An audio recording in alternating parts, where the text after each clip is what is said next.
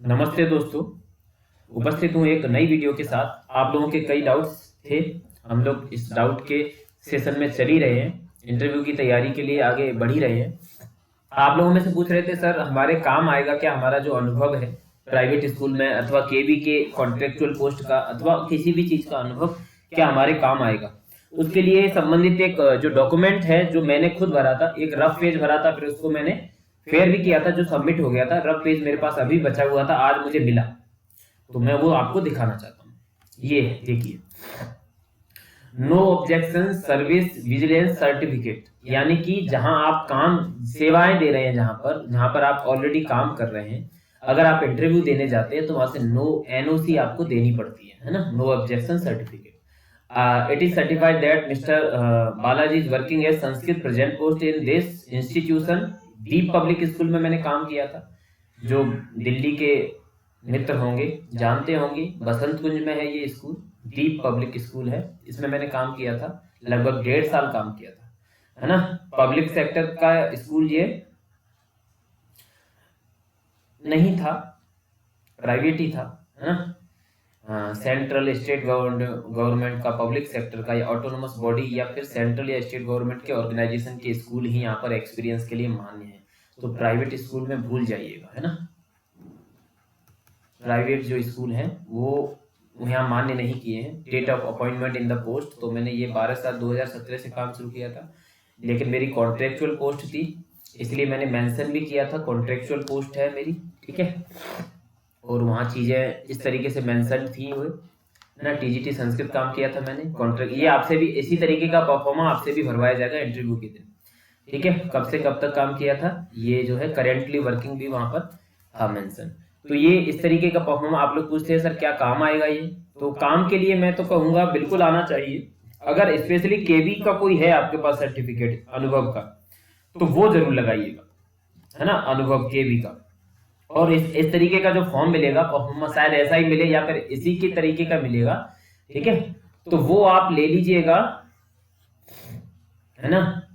और अगर प्रेजेंटली आप वर्किंग हैं किसी केवी में कॉन्ट्रेक्चुअल पोस्ट पर या किसी गवर्नमेंट जॉब में कॉन्ट्रेक्चुअल पोस्ट, परमानेंट जॉब में भी है, आप गवर्नमेंट जॉब में या परमानेंट है, आप बदलना चाहते हैं जॉब, केवी में आना चाहते हैं, तो ये एनओसी आपको साइन करवानी पड़ेगी, है ना। किससे? Signature of the head of the office जो होगा आपका एचओडी होगा, है ना। आप जिस भी विभाग में हो या जहां भी हो, वहां का जो एचओडी होगा उससे ये साइन करवा के एनओसी आपको लानी पड़ेगी। एनओसी देगा वो, तभी आप इसमें आ सकते हैं, नहीं तो जब सेलेक्ट होने के बाद रिजाइन करेंगे ना तो बड़ी समस्या आती है, इसलिए एनओसी होना बहुत आवश्यक है।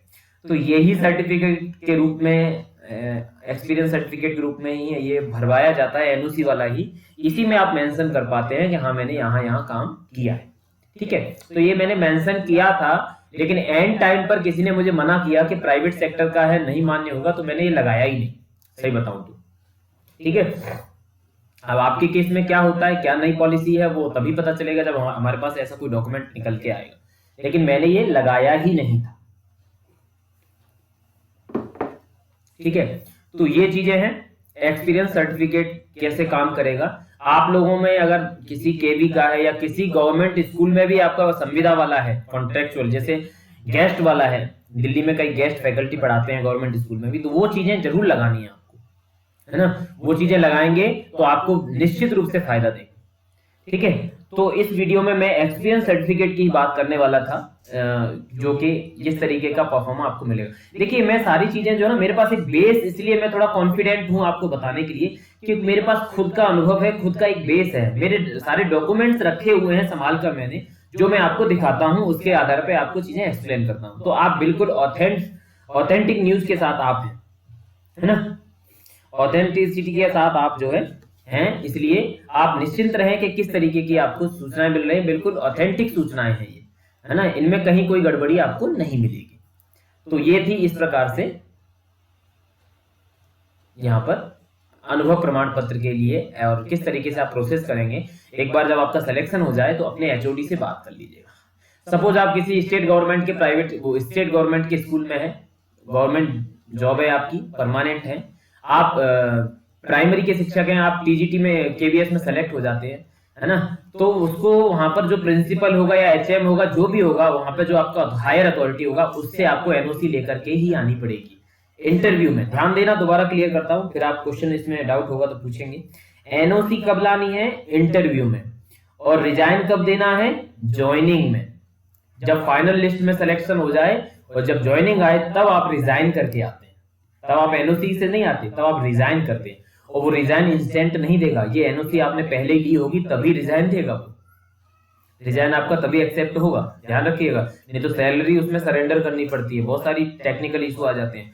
तो ये एनओसी पहले से देकर के रखिएगा, अपने डिपार्टमेंट को, अपने किसी भी चीज को पहले से सूचना देकर के रखिएगा, भैया हमारा सिलेक्शन हो जाएगा तो हम निकल जाएंगे, आपको हमने पहले ही सूचना दे दी है। ये चीजें तो ऐसी जरूरी सूचनाओं के लिए बने रहिए, आगे वीडियो आपको मिलती रहेंगी। बहुत बहुत धन्यवाद।